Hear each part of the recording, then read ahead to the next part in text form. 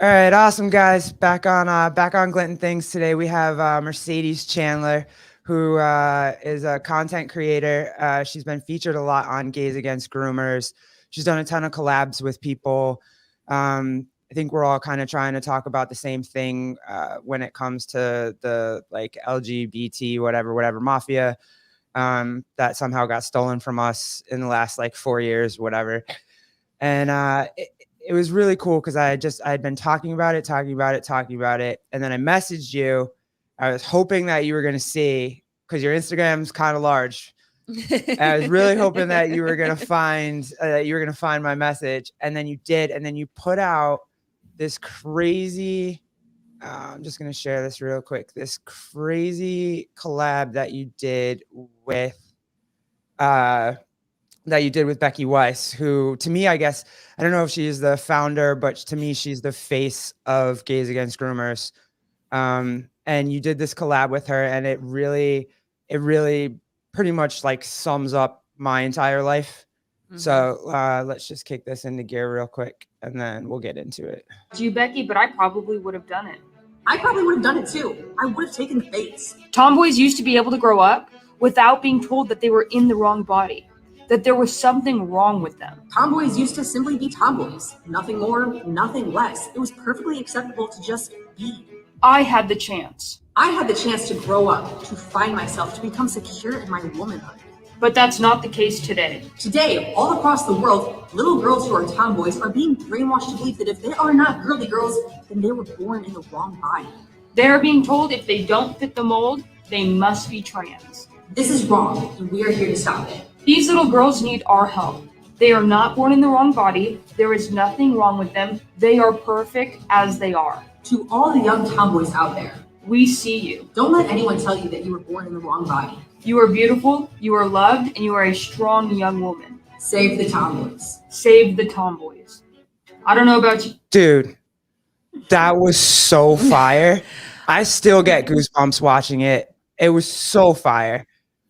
Yeah, it was like, I just messaged her and I was like, because I'm the type of person when I like to go into collab work, because if I got a message to spread, we're already fighting like meta in the first place with censorships and just getting kicked off platforms. And I'm like, okay, spread message fastest. Most people get people to see message. You know what I mean? So I just started telling people, I'm like, hey, I'm open to collabing with you. And she was like, hey, do you want to collab? And I was like, yeah, I'd love to.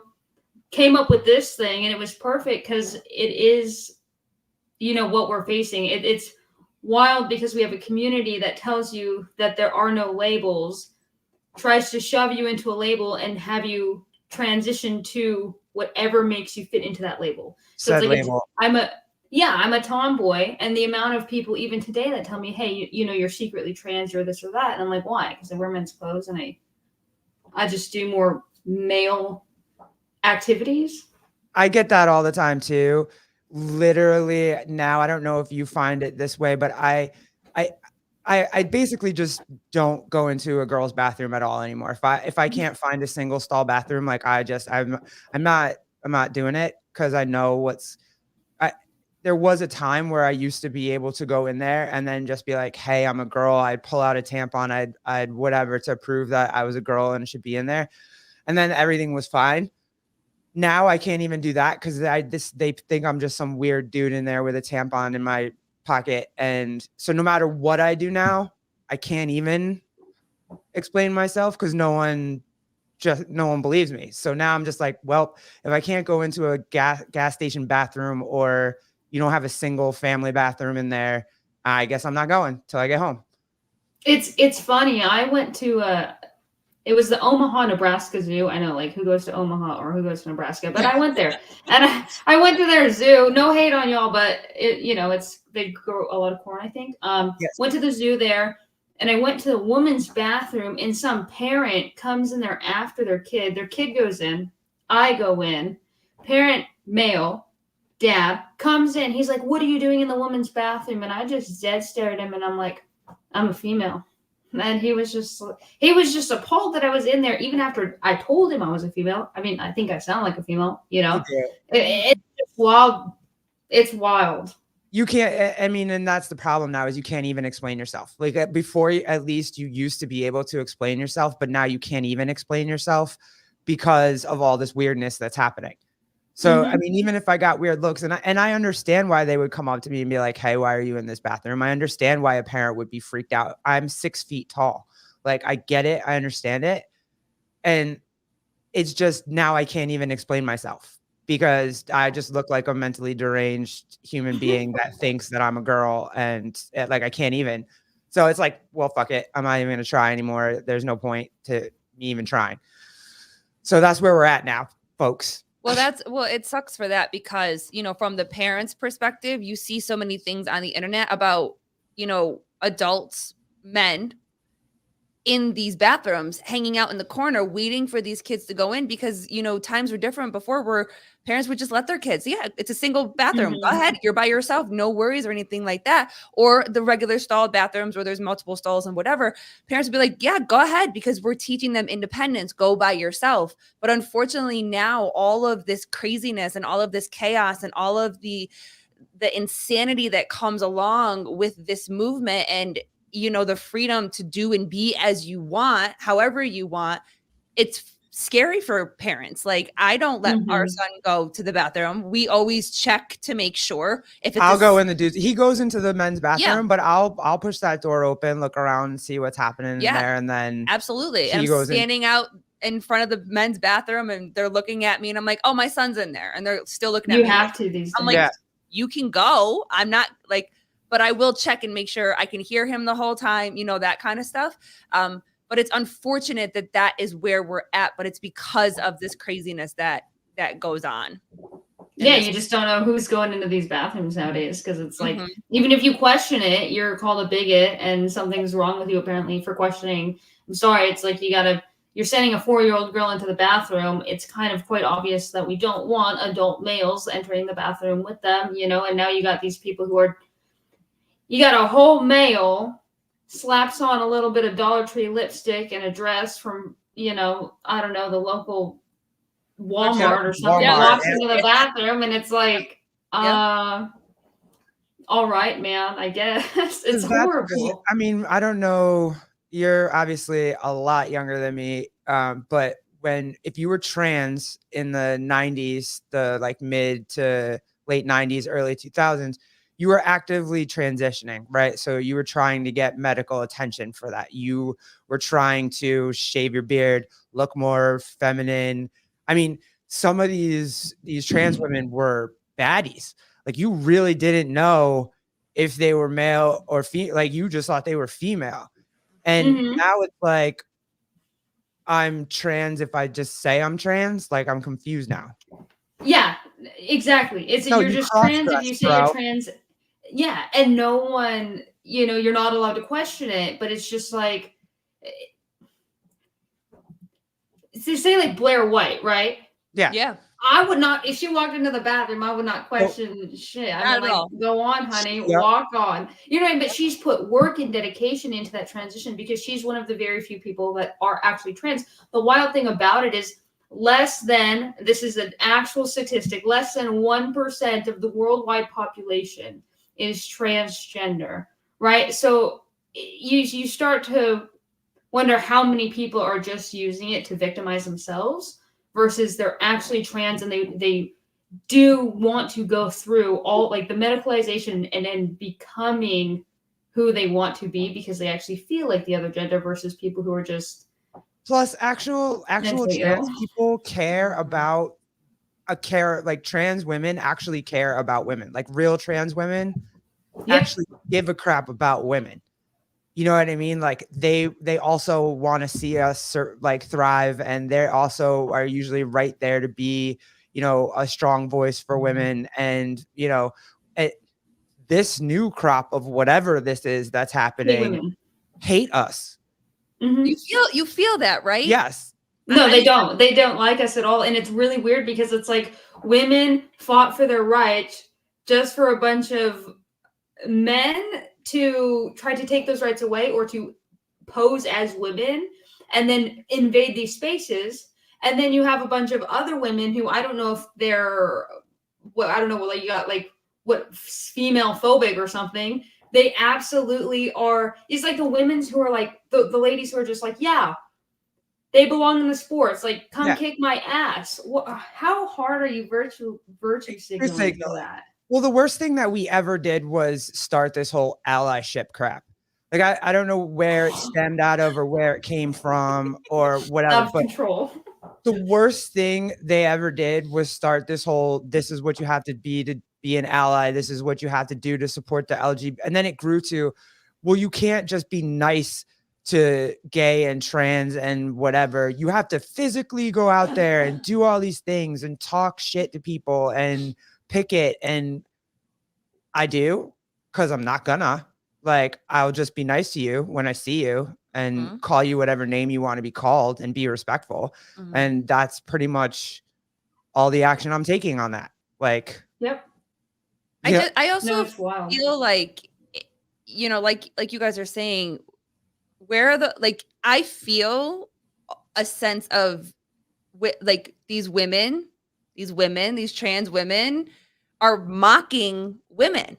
Oh, for sure. Like, they're mocking us. And it's, and then you look around. Tampon endorsements. Right. Or all like the Dylan Mulvaney video. Everybody's like, yes, girl. Yeah. And I'm like, do you hear what he's saying? He's mocking us and saying that this is what a woman is. This is not what a woman is. Yeah. And then taking away, like, oh, it's not a mother, it's a birthing person. Dude. Okay, hold on. Before we go in this whole rabbit hole, Jake Chapman, what's up, brother?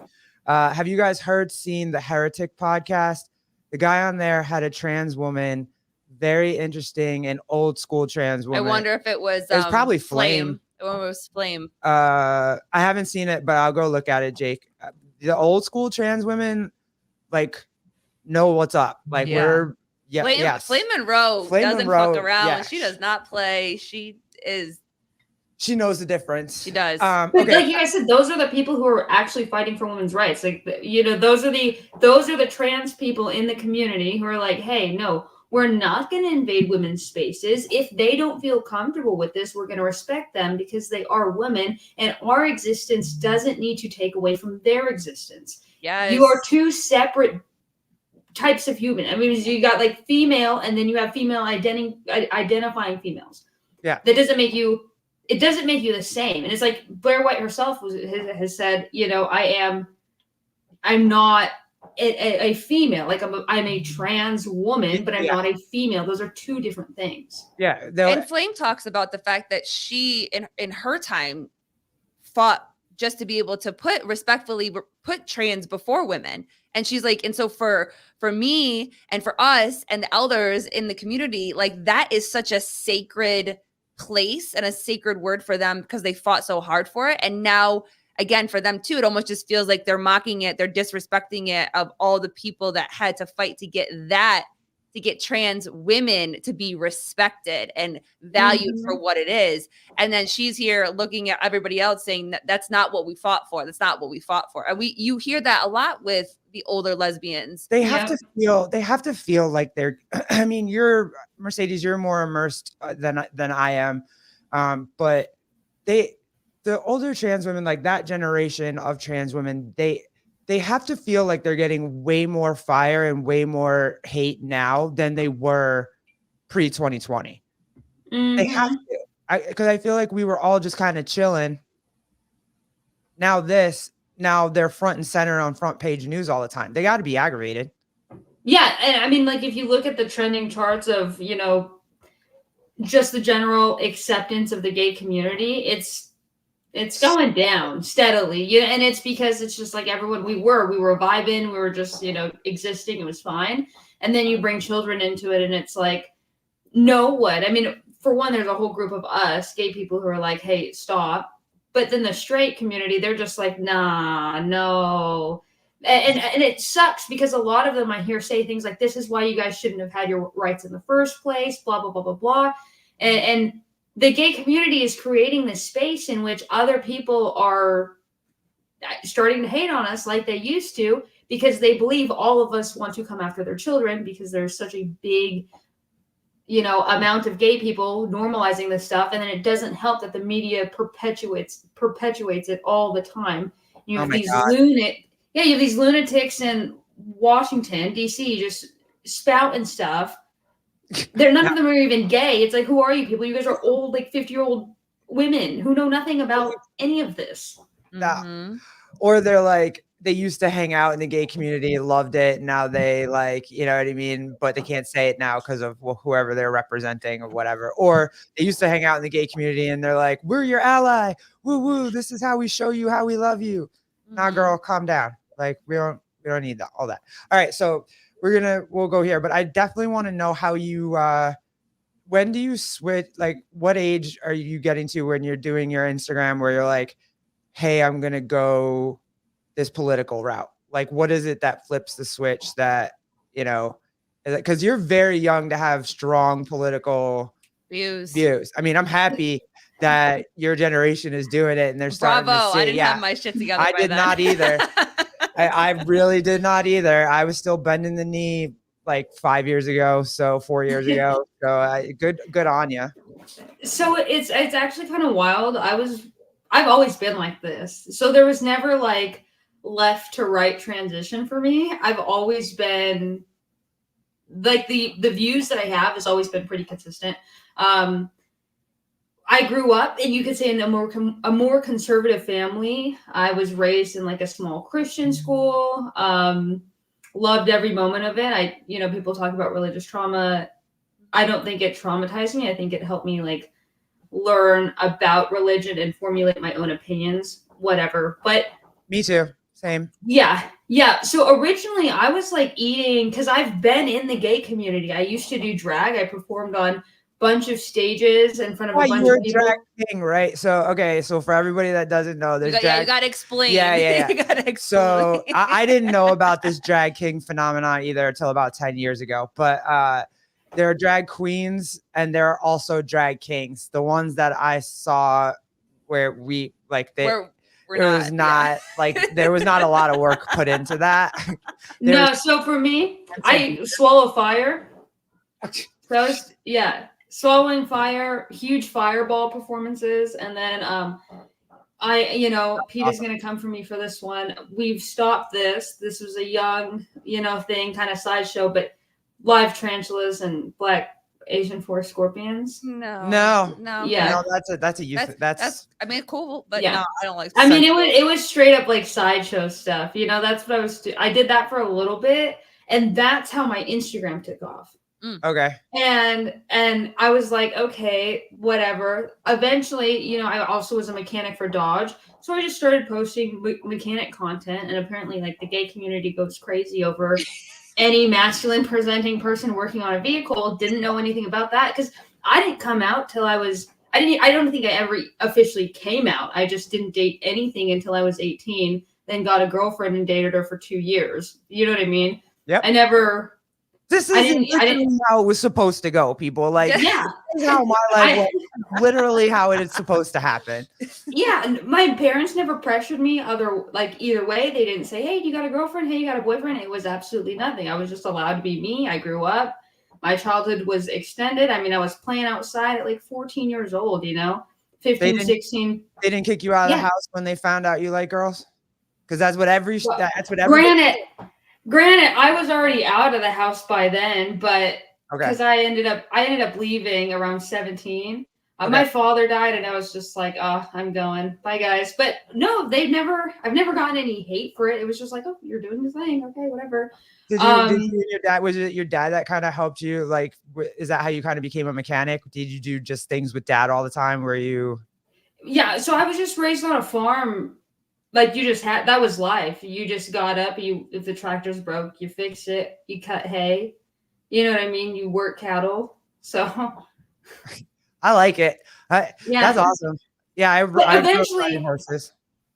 We broke horses and sold them. But eventually, with the Instagram, I transitioned to some mechanic stuff, and I came very quickly to understand if you were not posting like thirst traps. No one cared about what you were saying. Like I would post things about like my life or like deeper things, and it was just silence from the gay community. And I'm like, okay, And occasionally I would sprinkle in some of my beliefs in there. And I noticed that's the only time people would interact. And they would, I mean, it was horrible what they were saying to me, but I was like, okay, I mean, they're interacting. You know, some publicity is better than no publicity. Yeah, I guess so, right? Yeah. Eventually I just was like, screw it. Because I've never been one to really care what anyone thinks about me. I just literally noticed the trend and people didn't like what I was saying. So that they were telling me that. So, like I said, it was interaction. Post, reach out to Gays Against Groomers, and they're like, hey, yeah, we would love to work with you. And I'm like, you guys are my people. I have watched all your videos. Y'all are the people I would love to be in a room with and talk to and get to know. So I'm a month after being in Gays Against Groomers, they had me become the Texas chapter leader. Amazing. Oh, okay. Cool. Amazing. Yeah. Yeah, that's how, I mean, honestly, that's how I found Jana too. Like I saw her, and then through her, I found Gays Against Groomers. And then I was like, yes, this is what I'm thinking. This is what I'm, you know what I mean? No, I'm imagining my own kid. And I'm like, there's no way I want teachers calling him by a different name behind my back. Or if he's expressing any of these things, that teachers aren't going to tell me that this is what my kid is expressing. There's no way.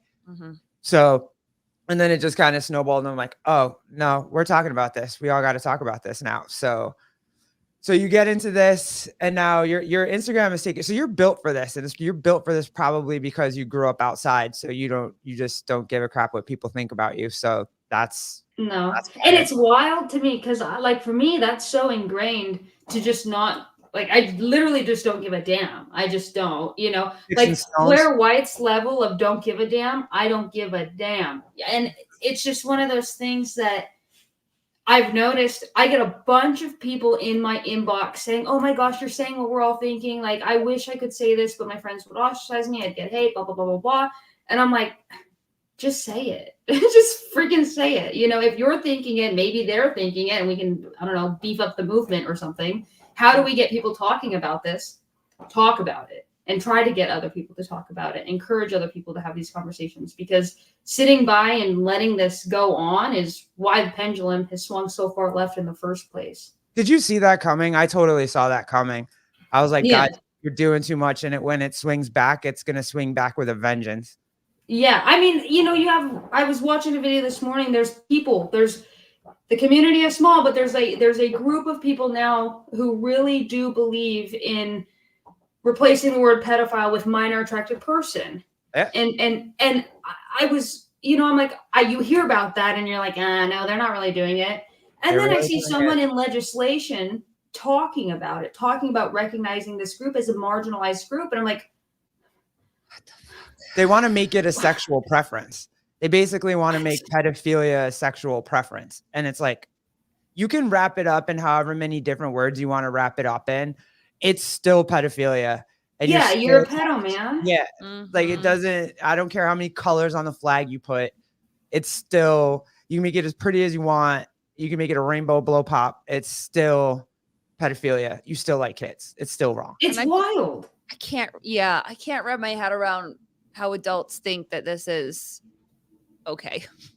Yeah. No, and sometimes you wonder, it's just like some people talk about like the depopulation agenda or like these agendas purposely. And I mean, I sit there and I contemplate, because I'm like, how are you like, you it's hard to conceptualize how a functioning adult could think that thought process is acceptable, and like it's a child. Yes. You're going to call them a marginalized group. Yeah, the group needs to be in freaking prison. I don't know. Like, I got my own opinions that might be a little bit harsh on them, but you know what I mean? It's a child. Not opposed to it. Yeah. Yeah. Mm-hmm. And innocence must be protected at all costs. That's what it is. And that's our biggest argument that we've talked to like Jana and Amy and a couple other people about, is the fact that there is this rush to take the innocence away from our kids. It's a rush. It's a rush to take the innocence away, to sexualize our children, to, to force them to being adults. And you have the parents and you have the people that are like, let kids be kids in the purest form. We have a 7-year-old. I want him to stay young as possible. I don't want him to not know that the world is unsafe and scary and rules and boundaries and safety and all this type of stuff. But like, I want to keep him young as long as possible. But then you have these adults in places of power where they are taking their opinions. What is that? Is that your? Is there a phone? There's nothing Oh, ringing. I have no idea what that sound is. Can you hear it? Can you hear that, Mercedes? Or is it just me? I can hear it. Oh, is it your phone? it's my phone. Oh, I can't hear it because I got headphones in. Sorry. What is happening? I was like, I don't even have the phone line up right now. Wait a minute, what's going on? Okay. But that's the most frustrating part for me is that as a parent, let our kids be kids. Let them be outside more. Why are you so worried about teaching them this versus teaching them math and reading and writing and spending more time outside? Like this is the focus. This is the focus. And it's adults bringing their in my opinion, I believe that these are adults that are bringing their personal feelings into their professions. You are a professional teacher. You are a teacher. You're a therapist.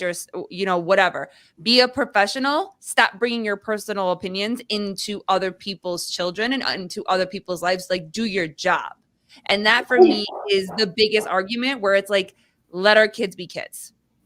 Yeah, and it's wild, and I'm glad that you say how you're raising your 7-year-old to protect their innocence and extend their livelihood of their childhood as long as you can, because I will tell you that is the only thing, like I look back on my life and the biggest impact I've had that affects me in the like different way of other people is the fact that I had my innocence maintained for so long. I could not imagine being a kid growing up with these kind of things because, I mean, like, for one, I didn't have tech. I didn't have any social pressures. There was nothing except being a kid. I wasn't, you think, like, these kids trying to, what gender am I? What, as a child, that would have messed me up. If I was a kid and I was trying to figure out. You never had to process any of that ever? Never. I never had to process nothing. I grew up, that's why I look at some of these kids going through this stuff and just they're gonna be messed up when they get older. And it's tragic because this is our up and coming generation.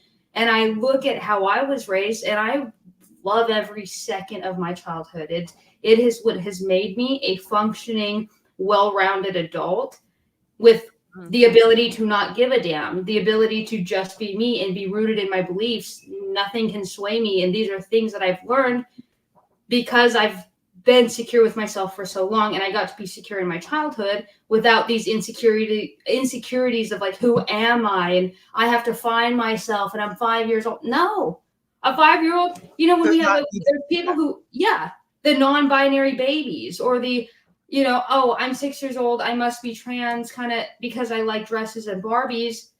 You're messing with these people. You're messing with these kids. I liked as many all my toys were boy toys. I was literally what I'm wearing now, like just random shirts from Goodwill and cargo shorts. That's what I grew up in. And as the happiest kid. And my mom did not make that, you're wearing men's clothes, you must be male. It was, she's just going outside and getting dirty, and these clothes work best for that. That's it. Yep. Which is common sense. It's just common sense. Like, hey, I don't want to ruin her good clothes, so go run around in whatever's there, and it is what it is. Like, it has nothing to do with whether you're a boy or a girl. They're just clothes. Mm-hmm. And I think the big statement and the big message that you're sharing is that your parents just allowed you to be a kid. Your parents didn't push any personal agenda. They didn't push their own feelings, their own insecurities, their own need to fit in or anything like that. They just let you be a kid. Mm-hmm. It was the best experience of my whole entire life. Don't you find it funny that it's the gay community, right? The alphabet mafia is pushing this trans crap on us, right? Like if you're a masculine presenting girl, you're a boy. If you're a little femme boy, then obviously you're supposed to be a girl. The gay community that raised us is now almost trying to erase us. So it's like we're not gay anymore. We're straight because we're turning into like free thinkers. Yeah, no, they're taking that away from us. It's like you can't be gay, you have to be trans so that you could be straight. So like if I wanted to date you, babe, I would have to be a boy and able to do that, to be able to do that. No. And they're telling and they're the community that was like, be love yourself. everybody. If you love a woman, you love a woman. If you love, now it's like, no, you gotta be straight. Like that's what I get from it. No, it's exactly that. I mean, I have multiple screenshots on a TikTok that I made because I said something along the lines of like, so like I'm a traditionalist. I'm the person who like, you know, gets a wife. They're staying at home. I own a furniture business here. Like e-commerce is kind of a gig, you know. It's just like I've always been an entrepreneurial spirit. I've worked for myself since I was 22 years old. It's been great, you know what I mean? And I have some more traditional values. The gay community tell me that I'm trans and I'm a straight male for that. And I'm like, no, I'm just a gay, you know, woman here, just doing my own thing. Like there doesn't need to be a label on it. I don't need to transition on it because I exhibit these beliefs does not make me man. Like I thought we understood this. I thought there was a connection there where we destroyed those labels. And now you're trying to throw me in a box because what you are labeling my behaviors as is male. It's like, is there labels or are there no labels? Because y'all are moving the goalposts on me. Right. And God forbid, and you can't be part of the LGBT whatever and have traditional values. You can't do that. If I get hated on it. Yeah. If you talk about your spirituality or that you believe in God or, you know, that like I do, like there's roles in our household. So what? Like I have no idea how to rearrange our pantry. Don't know where it goes. I tried to do it once. I broke down in tears and I was like, I don't know where you want me to put this. And so she does it. And it's good. When we get in the car, I drive. Like if we're in the car together, I drive. Like so what? You know what I mean? Yeah, and then hated on it from the LGBT community, the most inclusive community in the world. It's like there is no exclusivity like LGBT inclusivity. Oh. Ooh, that is a very, very powerful statement. That's so true.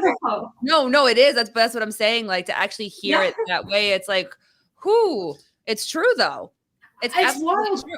Where do you feel like this all started? Like what is it? Do you feel like it was like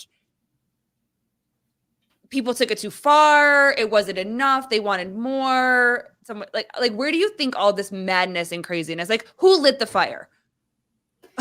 So my opinions behind that lie in the fact that so it's really humans are really interesting because they do this extremism thing that we've seen just like since the dawn of humanity. You have one side who slightly disagrees with the other side, and those disagreements continue to grow until they're running off into these extreme like ideologies to see how much they can oppose one another. And I feel like that's just, I don't even want to say that it's just like human nature, you know, but it starts from like these little disagreements that we have and we're unable to have these conversations. So like, okay, you get someone and I'm talking to someone who is on the other side. If I'm to have a conversation with someone who believes kids should be allowed to go to drag shows and kids should be able to transition, whatever, I am not talking to them condescendingly. I'm not talking to them rudely. I'm not insulting them. I'm coming at them with pure love and only love to try to change their perspective. Because, I mean, it's basic psychology. No one is going to listen to you. No one is going to hear anything you have to say if you're coming at it negatively, if you're insulting them, if you're being mean. If my point is to change their mind, why would I drive them away from what I have to say? Why would I drive them away from me trying to carry that message, right? So I think that's how it starts to exacerbate. We get both media outlets only playing the worst of each other over and over and over on our screens. Then all the humans on one side, if you're on, Clinton News Network, you're on Fox Network, whatever, you know what I mean? They exacerbate those. That was good. I see what you did there. They exacerbate those feelings that they're seeing off the media.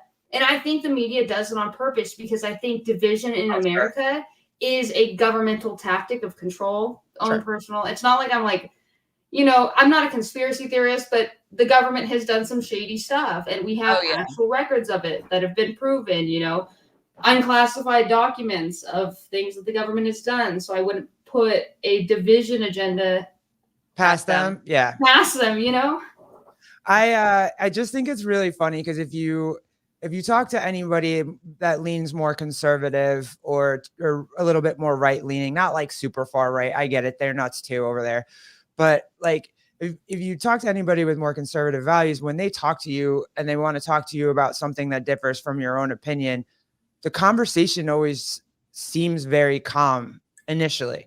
You talk to some like liberal stance person and all they want to do is yell at you. Yeah, The one lady that like went up to Congress or her local whatever and just started screaming at the podium because that's how she felt. I want you to know how I feel inside, and then just started wailing. Yeah. I was like, well, that helped nothing. Can someone take the microphone? It helped. It didn't help you. It didn't help us. We have no idea what you think or feel. We have no idea what your stance is. You literally just barked into a microphone for 2 minutes. It's a common trend with that side, and that's why, like, for me, I am conservative. I'm conservative. I get along with conservatives. I go into a room with conservatives. They're all like, yo, hey, you're cool. Like, they're like, I have never felt so much acceptance. I went to an event the other day, and it was just a bunch of old white conservatives, the ones that are supposed to hate us and like they're horrible, blah, blah, evil people. They sent me home with pizzas. They're like, hey, we know who you are. They're trying to take pictures of like with me. They're just the coolest. I felt like I was in a room of a bunch of, I don't know, like grandma, grandpas, father figures, mother figures. Like they're so sweet and loving. And it's like amazing.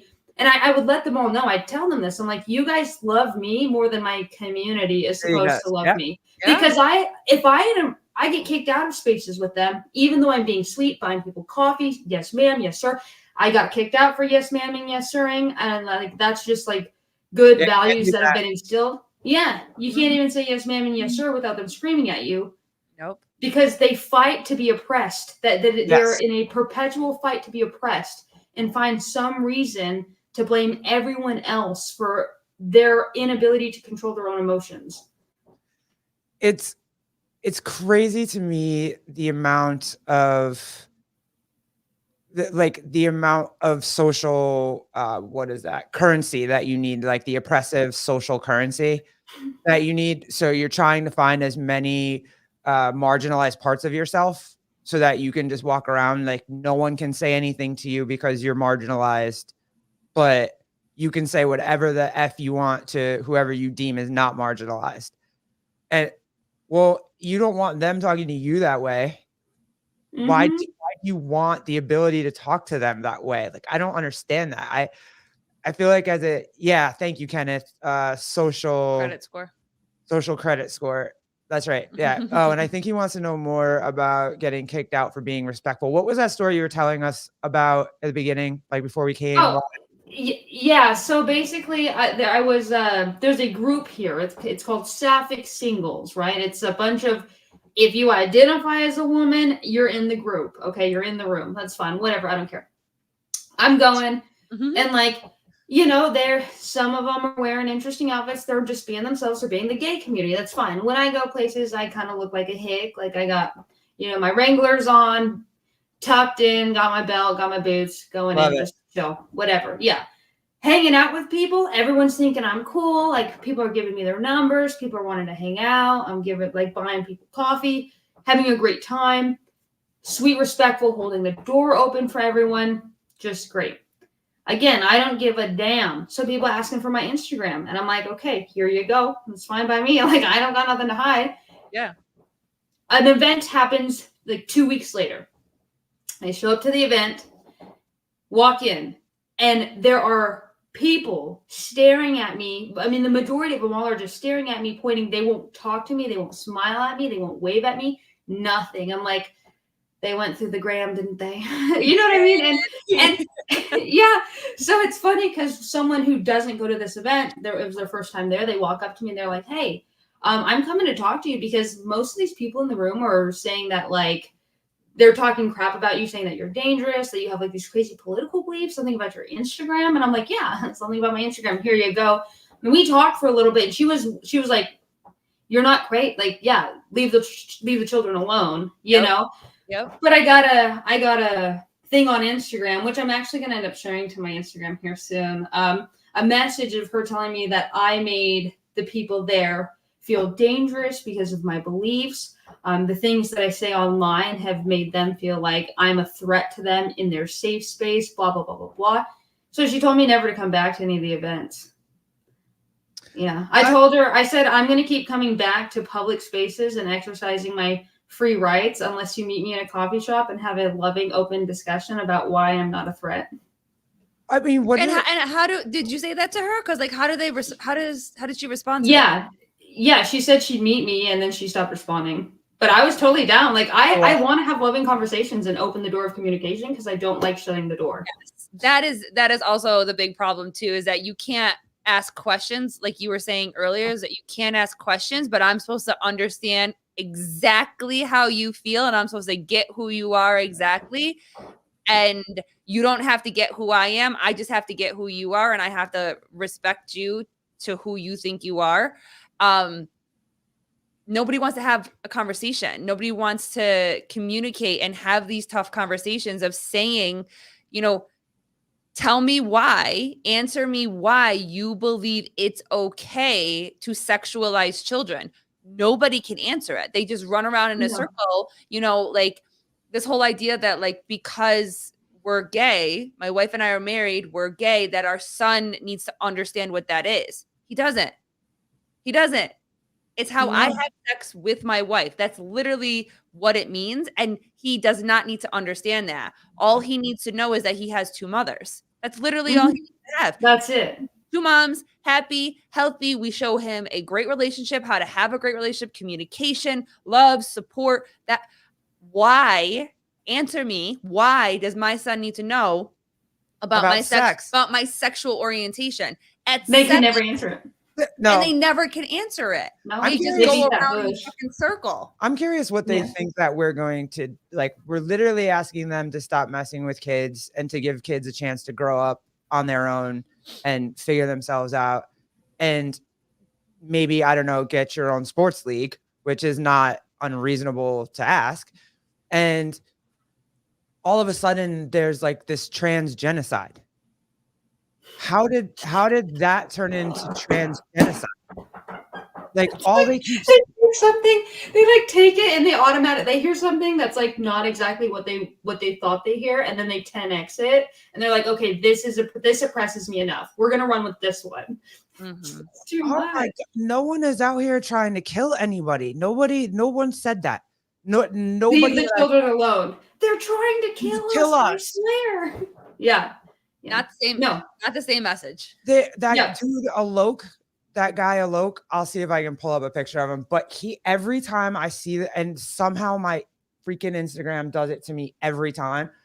But he runs around on all these stages and does all these Met Gala things and like whatever and blah. And that's the first thing he says is that, you know, if gender's not limitless, then it's if you don't believe that, then it's like trans genocide. And he does all these word salads and fancy. He's fancy, loving, hippie words, and like where he uses all these really big words that like it's the so normal population doesn't understand. But to make it sound really, really pretty and like listen to me and follow my message and whatever.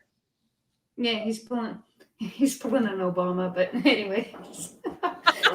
What? Sorry. Who pulled up Obama? I said he's pulling an Obama, just a bunch of word salad. That sounds powerful. But he's like, that's another story. Yeah. But no, it's wild. So like with the trans sports things, right? Okay, so the biggest argument I hear for the trans sports, they're like, no, we can't start another sports league. How are trans people the problem? They make up less, and they will. This is the moment when they say the statistic. This is when they say trans people make up less than 1% of the population. They're not the problem in sports. You know, there's not enough of them to make a sports league. Blah blah blah blah. Do not change sports to support them. Right? Don't do that because there's not enough of them. That's what they say. Then why do you want to change school? Why do we need to teach these? If they make up less than 1% of the population, why do we need to teach all children this then? You know, if you use the same logic against them, that just blows their mind. It's just like, why they make up less than 1%, then why are we? Yeah, absolutely. Oh, this guy. No. That guy. I mean, he's everywhere, and he's the dude. Like, I wish I knew how to make the screen bigger. I don't. Jeff. Oh, it's okay. I just zoomed in on him. Okay. That's a character for sure. He speaks at so many things, and it's so ridiculous. And all it is like, we won't listen to him. And so it's trans genocide and like all kinds of weirdness that happens. Yes, Kenneth DeLapp, exactly this. Yes, exactly that. And then also to somehow we are getting to a point where words or opinions are considered violent. For real. That's dangerous. Yeah. Mm-hmm. And when we start imprisoning people for what they're saying, things like that, I hope I die before this happens. Well, they're saying that if you misgender somebody, that was Scotland considered hate speech. Scotland passed that. Yep. No, it's like what? But like, and it's like, what do you do? How do you? This is gonna send people on a whole freaking witch hunts. They misgender. You know what I mean? Like, people are. You don't like that person. They misgendered me. You know what I mean? Mm-hmm. And now you got neighbors telling on neighbors, and it's again another, like you said, another source of control, like just people policing each other. And yet we're the side that will fight for your right to have free speech and say what you want without the fear of like persecution and shit. But you want to police the fuck out of everything we say. That right there, 100%. It's wild. Sorry, we literally fight for their free speech. We are fighting for your free speech just for you to sit there and fight to take away ours. Yeah. Not theirs. Theirs is fine. Just take away our free speech. Like, that's fine. Yeah. Yeah. It's everything. They want to take away everything. They want to take rights away from parents. They want to take rights away from everything. Yeah. Why do they want our children so badly? Like, what is this obsession with children with them in every aspect? Yeah. That's where I start to open up conversation pretty deep, because it's weird. It is weird when you look at like what California's doing if you're not affirming your child, we're going to get CPS, like CPS on that. Yeah, guys, we're touching something we shouldn't be touching. We're messing with something we shouldn't be messing with. That is getting into like, I mean, taking children away and making laws and rules that say if you do not play into your child's delusion that the school is feeding them, we're going to yeet your child out your home. Are you kidding me? Mm-hmm. Yeah. Yep. Yeah. That's what I'm saying. Parents are probably like, oh my gosh, I didn't think I'd live to see the day. That's exactly how we feel. My grandfather be rolling over in his grave. He is rolling over in his grave right now. Like, he is like losing his mind. I never thought that I would have to worry that by being a good parent, a present parent, a safe parent, a providing parent, a 2-parent household, that we would have the fear that someone could call CPS on us because we believe in the innocence of our son and getting our son support. And, you know, my question always is too, why are we going from 0 to 100? Why? Okay. So a kid says something. When did it start being okay to just follow their lead and have them be in charge versus saying, okay, the kid gets therapy, not your personal opinions in the therapy, but the kid gets support and gets therapy. We get support and therapy. How do we move this together, you know, forward as a family to understand and get that village behind our kid? Where did that go? Were you even allowed to think as a kid? Like, if I said something to my grandfather, like, hey, grandpa, I think I'm this, he'd be like, no, you don't. Go outside and do whatever. And then that was the end of the conversation. Like, were you even allowed to think as a child? I wasn't even allowed to think as a child. No, because my parents knew because they were once children. And like, this is what baffles me about these people who are saying, you got people literally saying, oh no, these children can make decisions. We were all children, and I think we all very well know that all of our decisions that we wanted to make at like 7, 8, 9, 10, 14, 15, 16, 17, 18 years old were trash ass decisions. If I went through with the decisions that I wanted to make when I was 18, dude, I'd be dead in a ditch. You know what I'm saying? Like, to think that, and these are adults fighting for this. Adults who were once children. How do you not understand? You were a child. I guarantee if I asked you about the decisions you wanted to make when you were 16 versus now, we'd see world difference of person. Yeah. What are you not understanding? That a child cannot consent. A child cannot make these lifelong lasting decisions. I mean, it's baffling. It's so hard to, it kind of riles you up a bit because it's just. Mm-hmm. I think they scared the parents so much with this idea that if you don't affirm your kid's gender, that they're going to commit suicide. Yeah.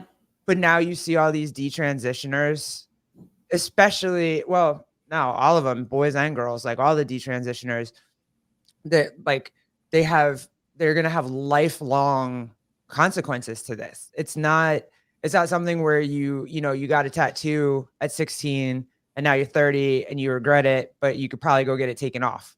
It's going to cost a lot of money. It's going to hurt, but it'll go away in a little while and it's okay, fine, no big deal.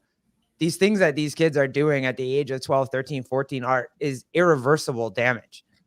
Yeah. You can't get that back. There's nothing that'll get that back. No, I mean, like puberty blockers to mess with the natural order of puberty. Puberty is what sets up a human functioning body for the longevity of its life. That is when our bones densen. That is when our brains start to get those hormones pumping and developing. That's when we start to develop. So it's like to even think that we like stop the puberty, mess with the puberty, to try to do the mental gymnastics and come up with a solution in which that does not long-term affect someone is crazy. Because it's like, it's very obvious. We have not only studies on it, but I think anyone in the right mind could understand, okay, like we have cancer is skyrocketing. Why? Because of processed foods. There are outcomes, okay? There's cause and effects to messing with natural orders of humans' evolution and biology.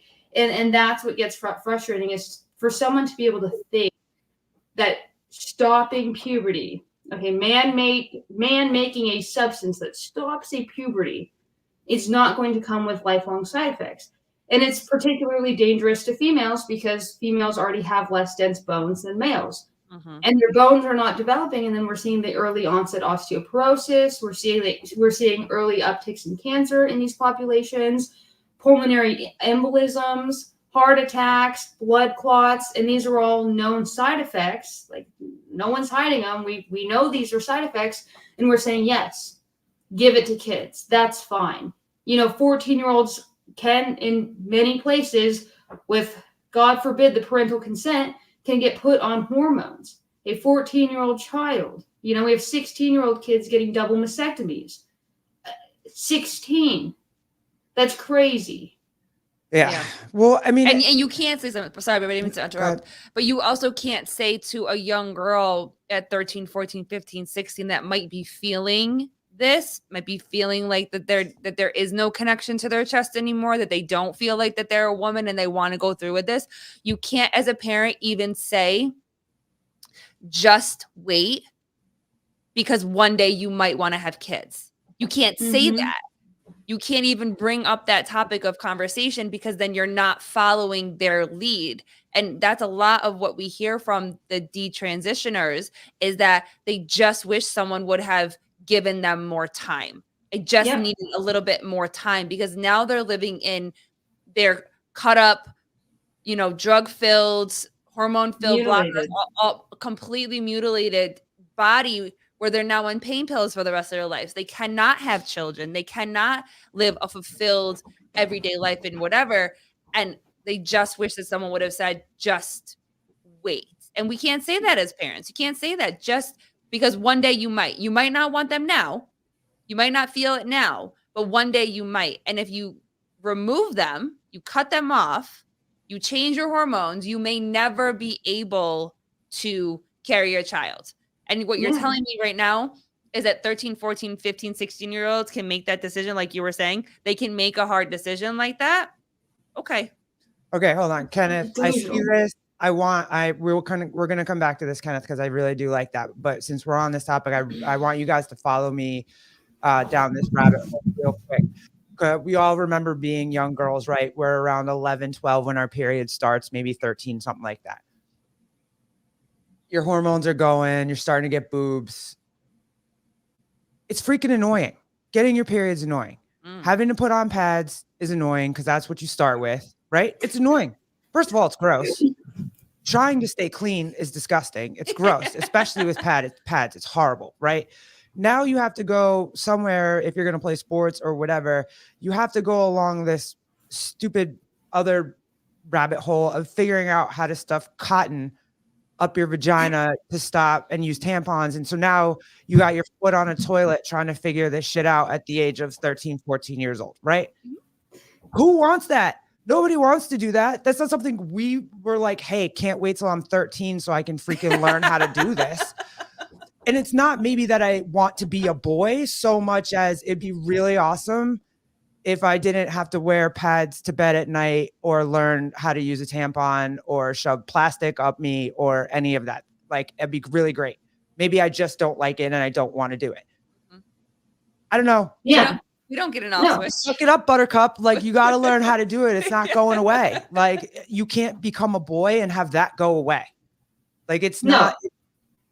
And imagine selling this to a child. They don't like that. Oh, well, I guess, you don't like your period. Oh, that must mean you're a boy. So you're going to sell them a lifelong of pain, misery, suffering, complications, ER bills, hospital bills, unexpected seizures, blah, blah, blah, blah. Honey, you got to pick your poison because like a 1 month bleed versus like a life of you're going to get it. You're vaginal atrophy. Like your freaking vagina is going to be in pain constantly. At least 1 month, the rest of your life, honey. Which one? You're good. You're good for 5 to 7 days. If you've ever watched My Girl, you got 5 to 7 days. You're going to be bloated. You're going to be hot, then cold. Then you're going to get cramps. Some are better than others. And you're going to bleed. And there's going to be heavy days and light days and different size tampons and all that shit. You got to do it. Sorry. But just because she's telling you that she doesn't like that, so she wants to be a boy because she thinks she's not going to have to do that now, is ridiculous.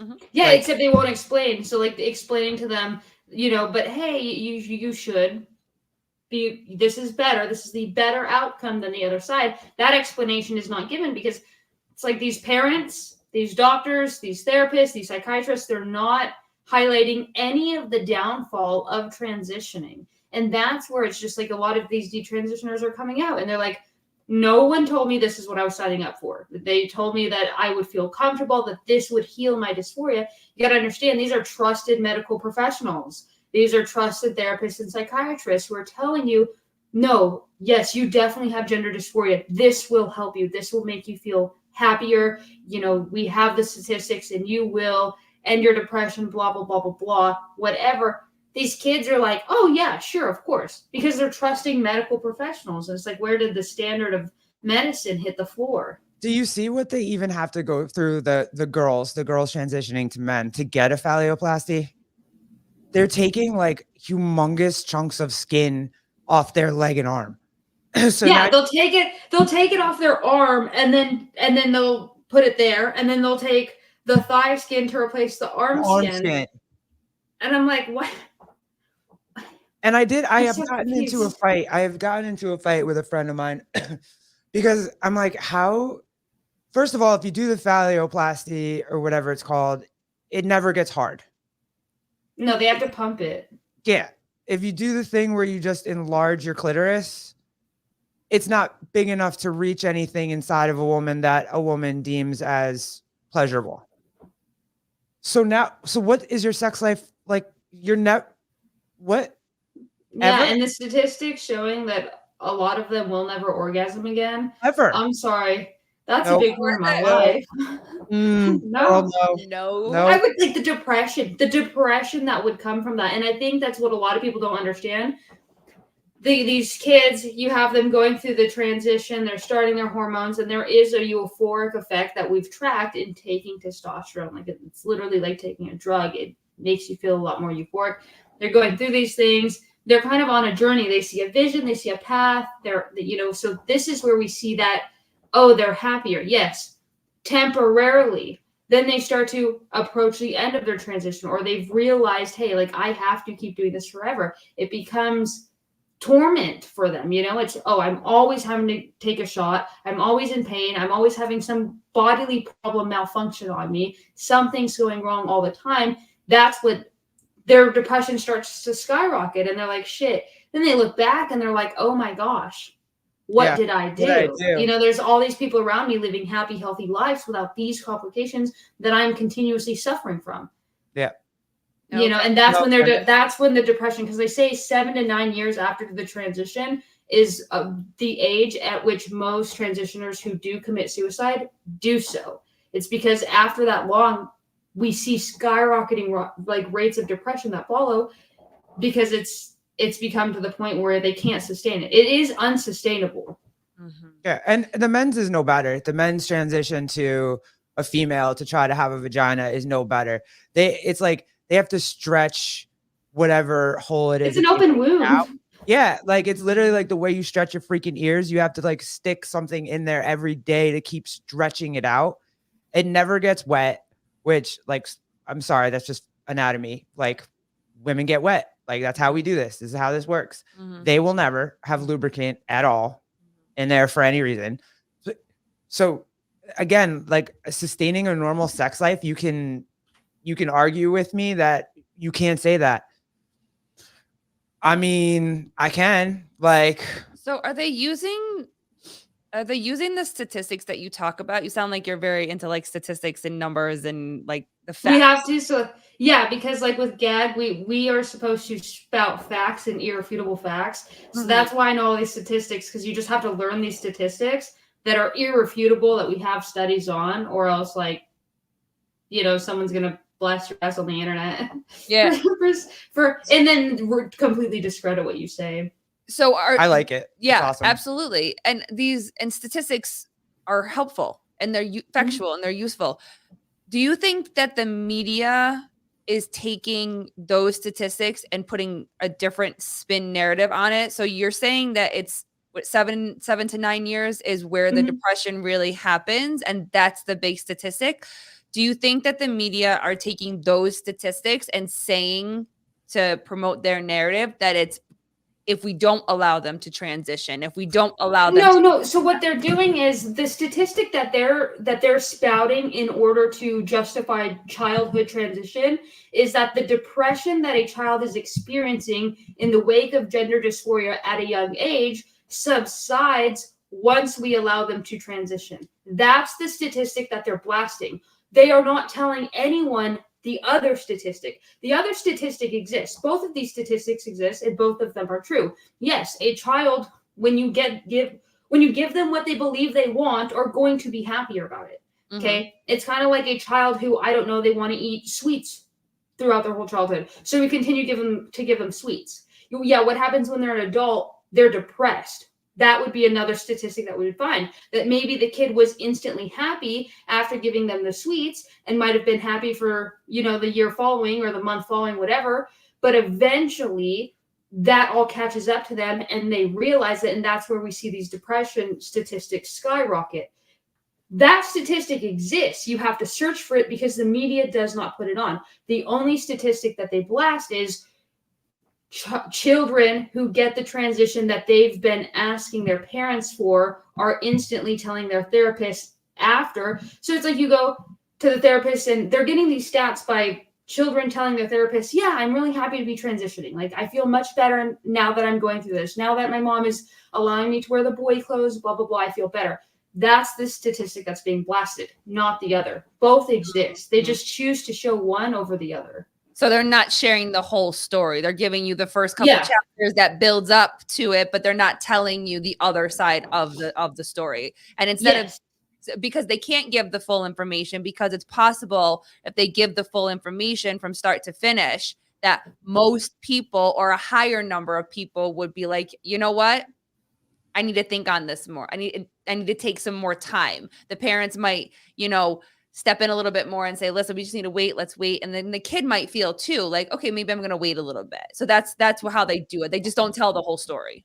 Yes. And then that's when you start to see like a lot of these issues are so deeply rooted in politics. And you see that politics is the pushing power on this.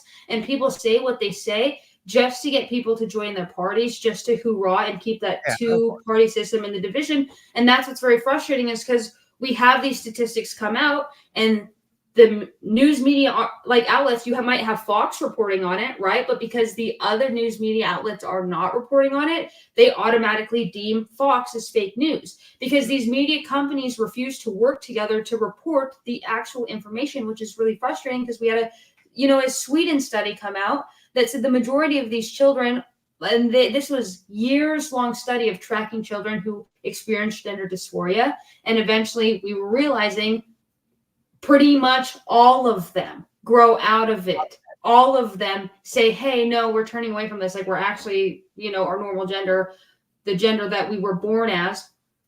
That statistic will never be shown on anything except, Fox News, they reported on it, but no other media outlet that's owned by, the woke left will ever say anything on it, even though the stats are there. And that's where you start to see the agenda. That's where you start to see, well, this is done purposely. This is done to divide purposely. Because if they reported on it, and it's like you start to see if people would come together and work as one, and we eradicated a two-party system and maybe created, a common sense party system, it completely takes down the government that we have. Yeah.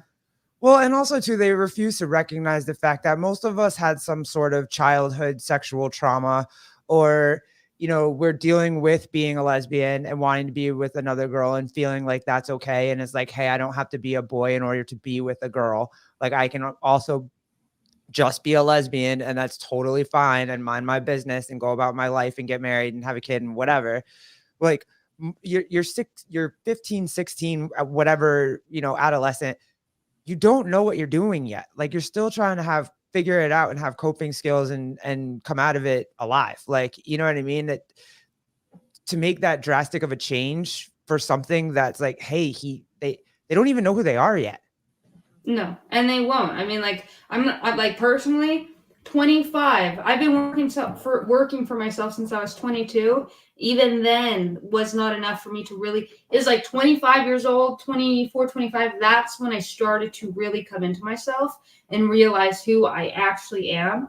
And actually feel like an adult, right? Like it was like that 25 where you were like, oh shit, I think I'm actually an adult now. And how do these kids even know what gender dysphoria is? Why does a 5-year-old know that what they might be thinking is gender dysphoria? How is that? Internet. Like, what?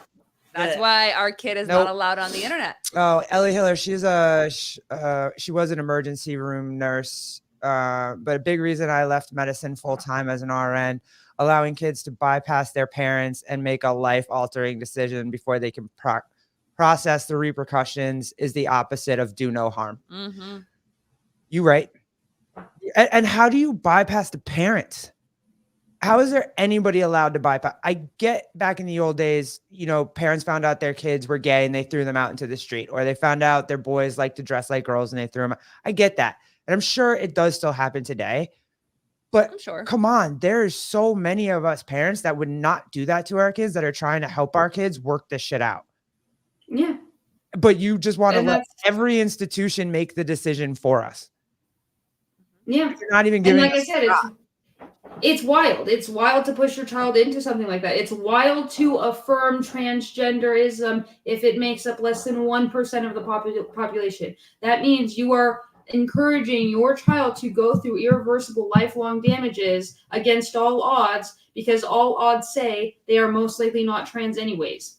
So it's like you take their logic and you use it against them, and there is no response except you're a bigot and you hate kids. And I'm like, what? Yeah, I'm a bigot and I hate kids. Yep. Bro. Yeah. We're bigots and we hate kids. You want to take my kids. You keep wanting to take my children. Why? What? Like driving the wedge between families and children. That's next level mass destruction. My youngest cares more about being Sonic than being a boy or a girl. For real. Facts. Our kid went through Sonic, every other day. Bluey. It's either Bluey, Sonic, Mario. Like they don't know. No, They don't know. they don't and know. They don't need to know. They just know what's appropriate, what they're supposed to do. They're like, you pee standing up, you pee sitting down. Like, that's all you need to know at the age of 5. Good. Okay, we got this. Me too, girl. I was a tomboy for my entire childhood, and I'm thankful my parents just let me be a kid, play sports, and not make it more than that. Yep. That. To the choir over here, sister. Hey, before we not making it more. Yeah. Hey, how do you get received at like when you go speak on behalf of GAG? Do you normally just go to like the rally events, or do you go speak at like Board of Education meetings? And yeah, I speak at boards, or like the other day I spoke at the Austin, it's their city council meeting. That's a good time. It's real fun for sure.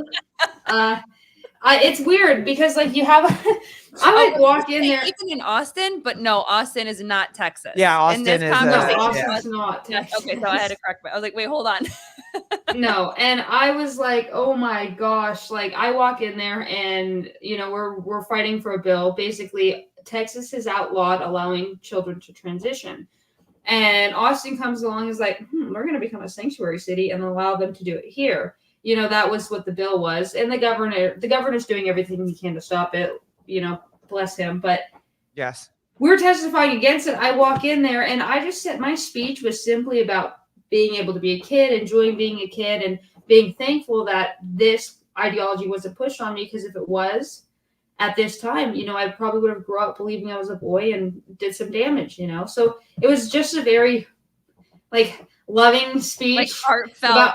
About like my experience. And I like walk off the stand and I'm getting mad dogged, and one of these people just look at me, they're like, you're a traitor, you've turned on your own community, I can't believe you. And my friend who's a detransitioner is grabbing me and is like, Mercedes, let's go. And I'm like, no, I just want to have a loving conversation. They need to be educated. Because I believe that they're only saying that because that's all they know to say. And they're allowing their emotions to trump logic. And they're not coming at it logically. And that's like, I don't like to come out there say with religion. Am I religious? Yes. But I will never say, oh, you can't do this because of my religion, because that instantly takes people and it turns them off. They're like, well, no, because of your religion, I'm going to do this. I really just want to speak about the facts of like, hey, this is damaging. Like we're actually causing illnesses, ailments. We're causing, lifelong suffering for these people. We don't allow 16-year-olds or 14-year-olds or 15-year-old girls who have small chests to go get boob jobs because they don't feel pretty enough. Why are we allowing the opposite? Yeah. But you can't have that conversation because it's a logical question, and the logical questions can never be answered. You get met with scream. Yeah. That's when they start screaming at you. Screaming. Whenever you're having a talk to them and like it can start out, you say something way too logical that cannot be processed, scream. That's the response. It's like they got spooked or something and they start hollering at you and you're like, oh my gosh. How many do you think are just afraid to say like, hey, I was wrong? Like, hey, maybe I was wrong. How many of them do you think are just like, now they have to go die on this hill? I think pride plagues humanity hardcore. Pride is one of the biggest plagues of humans. And it is. I mean, people will die on the hill no matter how much information, statistics you put in their face. I mean, you could put a compilation together of like 1,000 different detransitioners who were like, hey, no. And they would still. Yeah.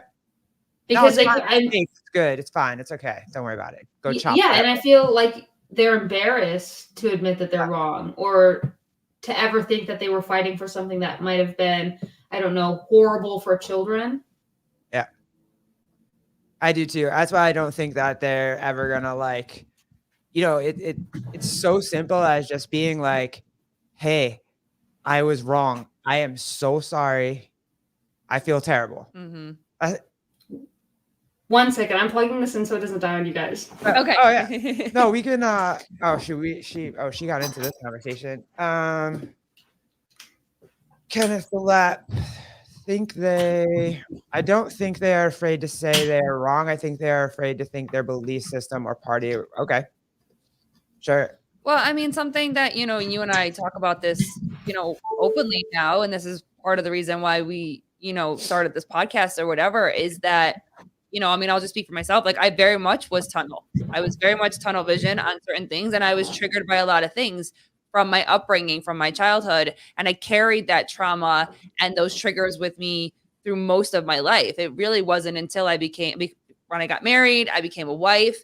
I mean, I would really say probably within the last 2 years that I have really found myself. So it took me a much longer time to get here, but it was very tunnel vision. So certain things that were said were very triggering to me because they were a me problem that I never worked on, that I never actually faced. It's easier to say that you did this, you're making me feel this way, it's your fault.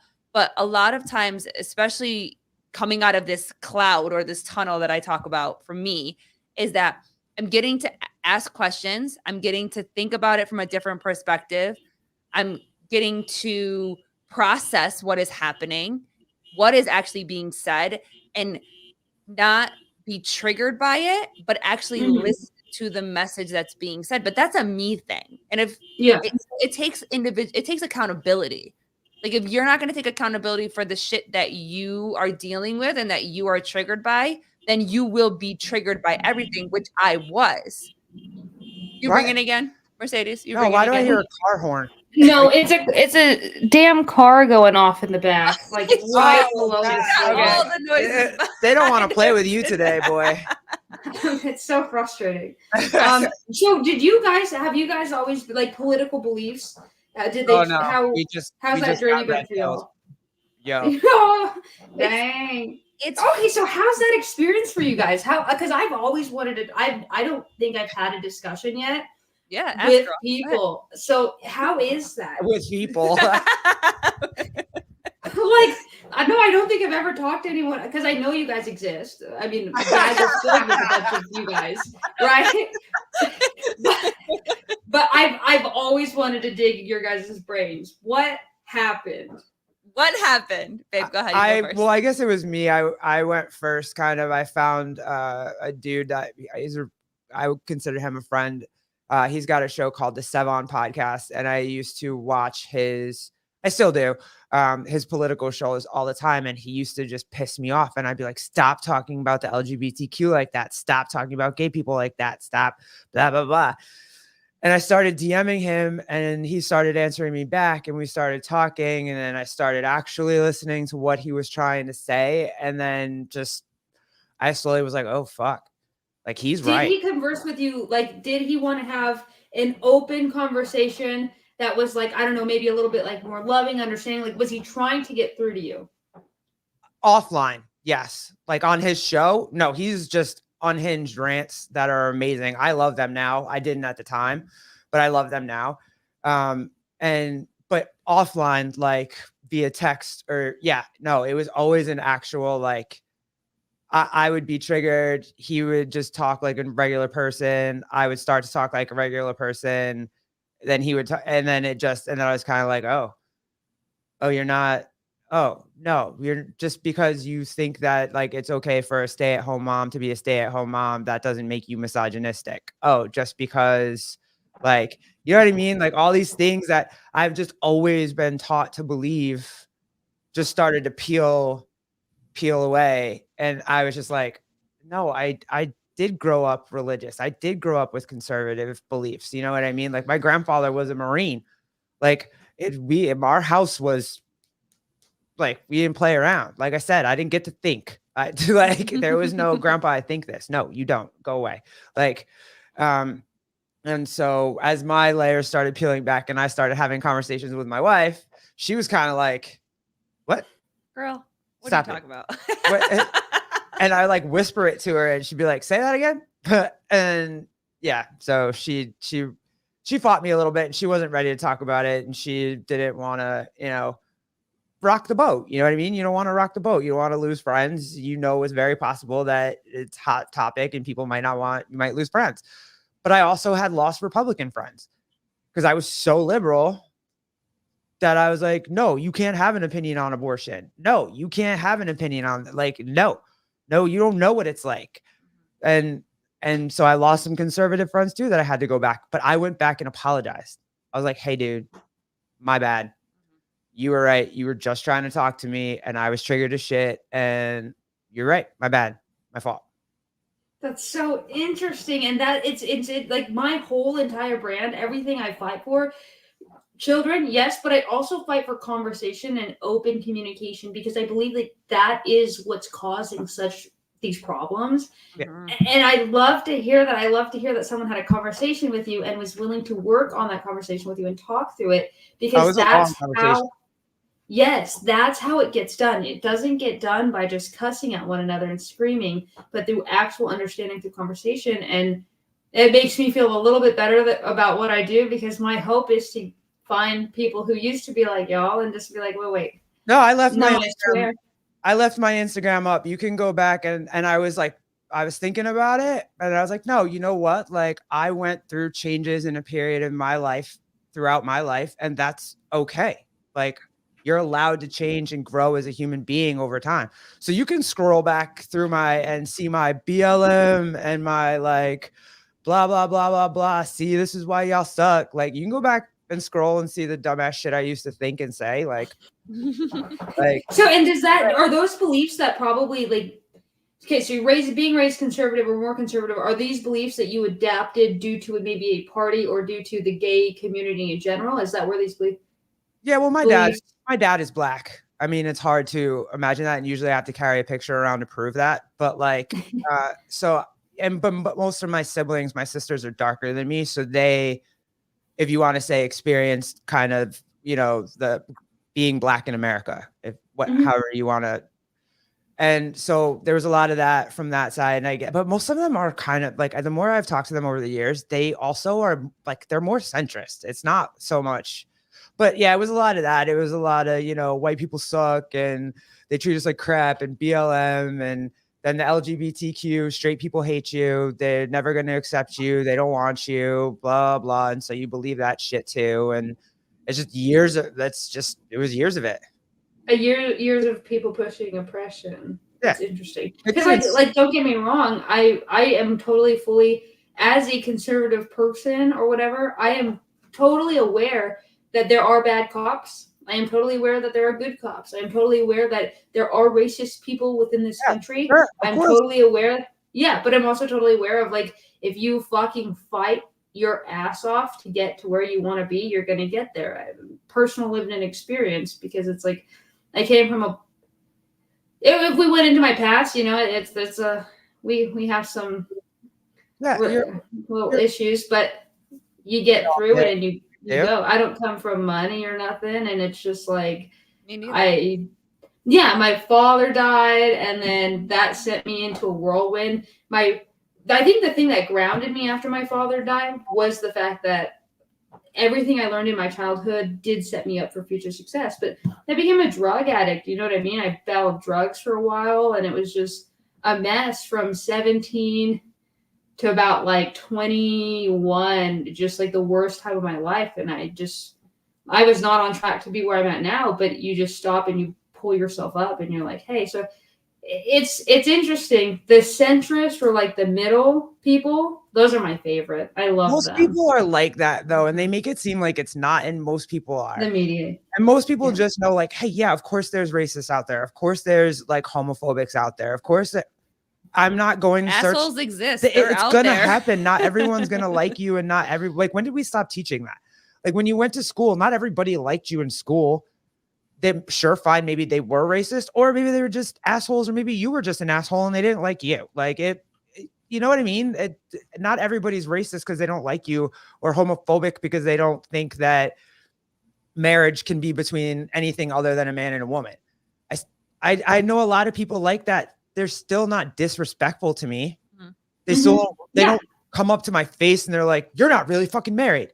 Like, no, they're just, no, you say hi. They just have their beliefs, and I respect their beliefs because I want my beliefs respected. Yeah. That's the reason they need to be able, like, they're holding their beliefs. That's really cool. I'm not going to try to take your beliefs away, because the minute we start taking freedom away is when that's when the real oppression starts. Okay. Not this mandated, hyper government kind of system. That is what will create oppression, not They're the like- freedoms that we have now.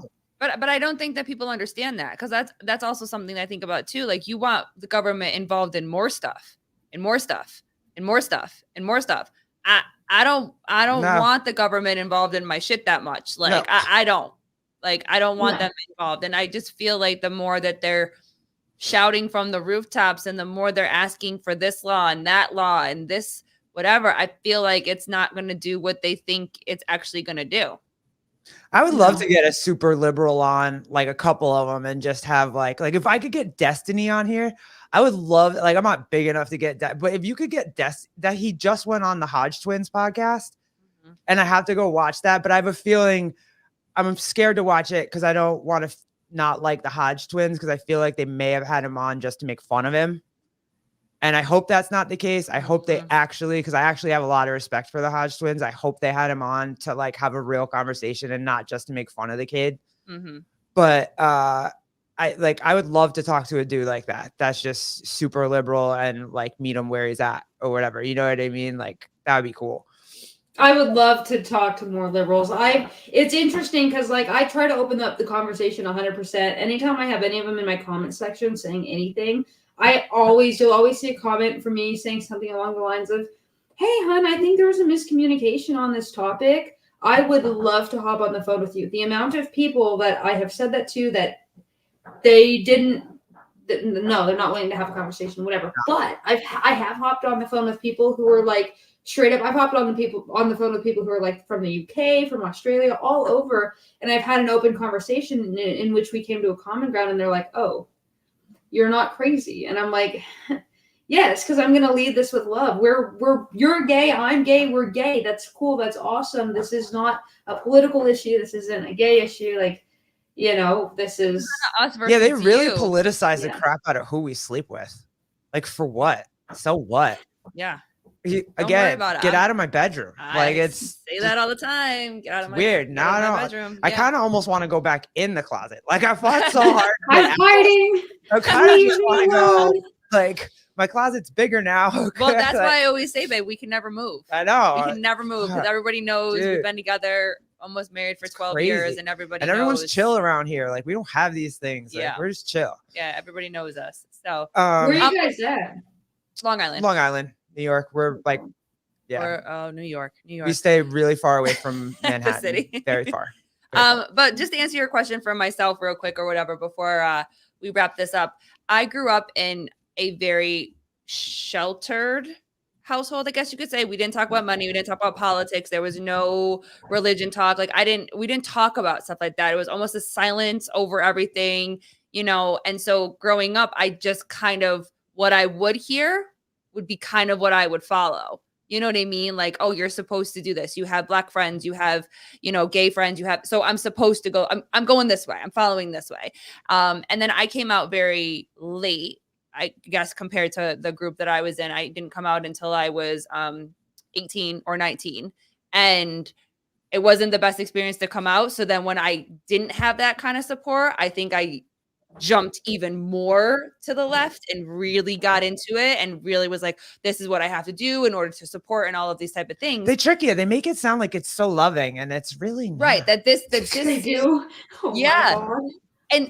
and you feel that. And I felt that when, with certain people, but then I also grew up, and we had touched upon this on a different podcast that we did, was that when I was growing up and I came out, that was the movement of like, you had to have a label. So I found this support group of mentors that were there to just help and, whatever, be there for you, to talk to, and, feel like you had support when you didn't have family members that supported you and whatever.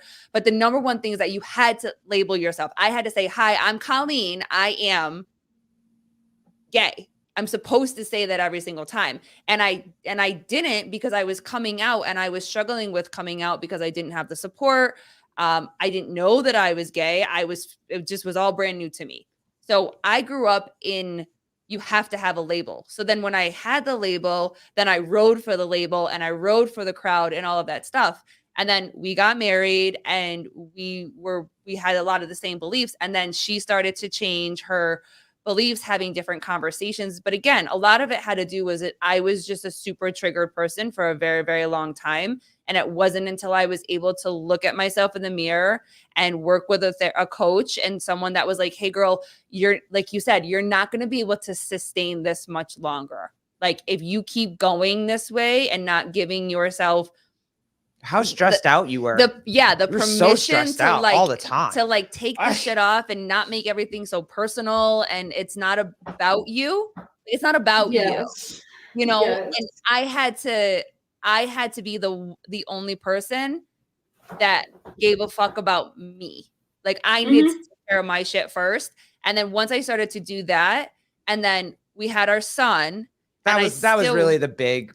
Once we had that him, was something happens when you have a baby. Like you shit, no matter how fucked up you are, you have to unfuck yourself because now you have a kid. So like, so we had him, and then a couple years after that was when I really got my shit together. And like I said, it's probably been about 2 years. Our son is 7, probably been 2.5 years maybe is really when I got my shit together. Girl, because we were in that 2020 rally, baby. Go Biden. Like we were all thumping. of the walks, all the protests, all the shit. Yeah. I commend you for leading the charge on that one, on the political, transition there. No, it's wild. They do. They make you think it's the most loving community in the world, and then like you come out, because I do have experience with that. Like, have I always been conservative? Yes. Did I go and get absolved in the gay community? And under the guise of love, was it the worst thing that ever happened to me? Also, yes. So it's wild. I'm like 18 years old. I am starting to understand that I have like an attraction to women or something. I'm like, okay, so I guess I'm not, I just figured I was going to be alone forever. And I was like, yeah, this is awesome. I didn't give a damn. Yeah. I'm like, okay, I'm attracted to women. I look up, I wanted to go to a club. I'm living in Colorado at this point. I'm like, okay, I want to go to a club near me, 18 plus. The only club that was near me that was 18 plus was a gay club. It's the gay club that got shot up in Colorado. I used to work there. I know 2 of the people who got killed in that. Now, worked there. I performed there. I did a lot of stuff with that club over the next couple of years. They make you think it's the most loving community in the world when you're first there. It's like every single performer is just doing so much drugs. There is so much drugs in that scene. It is insane. So you get swooped up into all these things. If you try to speak out on anything that these people believe in, that's when you start to see it's like their happy face starts to crack, and it's like it's like, oh, I thought we were friends. I thought we had conditional each other's back. love. Yep. It's conditional. Yeah, it's very creepy, and it's one of those things that I've been in situations where you think it's a loving community, you're hanging out with these people, and all of a sudden they're trying to do lines of coke before walking in to read books to children at the Colorado Springs Library. And I'm like, no, y'all are doing drugs before walking into a room of kids. Are you kidding me? And that's where that's part of the reason why it's like, at first I don't want to say scared to talk to these people, because I had love for these people. I said, okay, I don't want to hurt these people. And then I just got to a point where I was like, nah, like that line in the sand does come to kids. And I would be at a pride event, because I've performed at a lot of prides, and I'd be there. I've always kept my stuff, if I wasn't doing sideshow, which stays in clubs, I was doing things that are really like PG and children friendly. I knew there was kids there, right? Then I'd see these performers doing God knows what, tucks coming undone on stage in front of children. You see you walk through a pride event and it's just a booth of sex toys, candy that looks like sex toys. And you're just like, well, what in the world? And there's kids walking through this. And that's when you start to just back up and you're like, I'm trying to support y'all. Y'all hate me for my beliefs, but y'all are making it really tough. And it's okay. You guys want to have that event? That's awesome. Great. If you guys want to have your little escapade of whatever, cool. 18 plus event, we shouldn't be letting kids in it. I have nothing against pride. If you want, marriage legalization only came about like 9-10 years ago. I get it, but it's children do not need to be involved in the celebration of your ability to be gay. Or, now they're becoming like giant. They're celebrating their sex, but it's. And that was big for me too. I was not comfortable. Like when we first started this, I was not comfortable talking about trans issues, LGBT, political stuff, like, because as they scare you. As I'm They'll growing scare you. and I'm having opinions, my common sense is coming out. My own thoughts are coming out. I'm taking the time to learn and become knowledgeable before I just start saying shit and whatever. But when they started the whole going after kids, I was like, okay, I want to talk about it now. Let's talk about it. We because if the line in the sand isn't kids, yeah, I don't know what you need then you have no line in the sand. If the line in the sand for you isn't children, then you apparently don't have a line that can be crossed. Like, yeah, and that's when you start getting those minor attracted folk out the woodworks, crawling on like fucking cockroaches, smash them all. But that's I love conversation. I will open up the door to conversation. Like, and I do understand that a lot of parents think that what they're doing by taking their kids to a drag show, they actually believe they're doing something good. They actually believe they're participating, blah, blah, blah. But like, they're being an ally. They think they're doing something for the common good. They think they're affirming their child. They think whatever. Once someone starts popping off with like minor attracted children, that word comes out their mouth. The love, it seeps out the body a little bit. And that is when, that's when I can't. That is my ultimate line. Because the others, I can have a loving conversation with you as to why that isn't helpful to your child, but rather harmful. That I can keep a love in that conversation easily because I get their intentions. I see them. I see their intentions, and we're going to try to adjust that for them. Versus someone who straight up is arguing that minor attracted children are, or minor attracted people are valid and they're minority, blah, blah, blah. That's when like fists start falling. That gets me.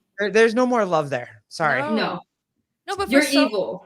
But for so long, we've been trying to get away. The gay community has been trying to get away and separate the two. We're not the same. I mean, what that fight was for so long. Remember, like your kids couldn't go to well, I mean, they were rapey, but like Boy Scouts or whatever. We were trying to say like, hey, like I can be a gym teacher and I'm not going to touch your kid, or hey, I can coach your kids and I'm not going to touch your kid. They kept saying for years that being gay is the same thing as pedophilia, and now all that work that our mothers and fathers and gay brothers and sisters all fought for before to separate them. It's like, oh nope, we're just gonna smush them back together and put. I don't understand. All in the name of inclusivity. But it's like you're including people who are harming to there's a line. There's a line. There's things that we do not have to include. Yes. A very, very clear line. So. Oh shoot! All right, girl. Listen, I appreciate talk for hours this. on this shit. There's got to be a part 2 somewhere. Or something. So it's an election year. We have to have part 2. So because this is just going to get good as it goes on. But thank you, girl, so much for this. I really do appreciate it. Thank you for taking the time. Hey, go have a great Memorial Day weekend. You guys too. Safe. Yeah, and we'll talk again soon. And again, thank you so much. I'll send you all the clips. You can use them however you want to use them. So thank you again. Y'all are awesome. It was nice to meet you. We'll talk soon. Oh, she's cool as shit, bro. That's awesome. I knew she was going to be that cool, and she was definitely that cool. I'm so hyped for these conversations. I know and it just makes my head hurt because you try to find the logic in, and there's none. The conversations, and there's just none. And it's like the things that she said and some of the things that I took away is like, yes, there's a clear line for most of us. There's a clear line of like, you just can't cross that. And if you're not willing to have a conversation, then how are we ever going to be able to? I'm just amazed for 26 that she has that level of my God, I know. And just, I know. Oh my God. I did not have my shit together at 26. No, far from it, bro. Far from it. 26. And that was a year. Oh no, I was pregnant. Yeah. Oh God. So, well, thank goodness for growth and work and whatever for but thanks for I'll pull up. I should have done it while she was on here, but I forgot about it. But if you want to go follow her, she's freaking awesome. You can find her. She always collabs with Gays Against Groomers, but her IG is just her name. It's just the underscore Mercedes Chandler on IG, and she makes crazy amounts of content. And it's all for like, hey, what are we doing? You know what Yeah. I mean? Like, Make it make sense. yeah. That's usually what it is. And oh hell. So Oh, Ellie, we love you. thank you so much, Ellie. Good on And all of Kenneth, y'all. thanks for hanging out with us the whole time. Appreciate you. Ellie Hilaire, good on all of y'all. So much respect. Being able to have an open conversation with people whom we disagree is vital to a functioning society. And on that note, yeah, we'll see you guys for chat appreciation tomorrow. Enjoy. I will not be there. Love you guys, but I will be in the chat hanging out with you guys, and wifey can hang out with the boys. So we'll see you tomorrow. Have a safe weekend, guys. Right. Bye, guys. Deuces. She's cool.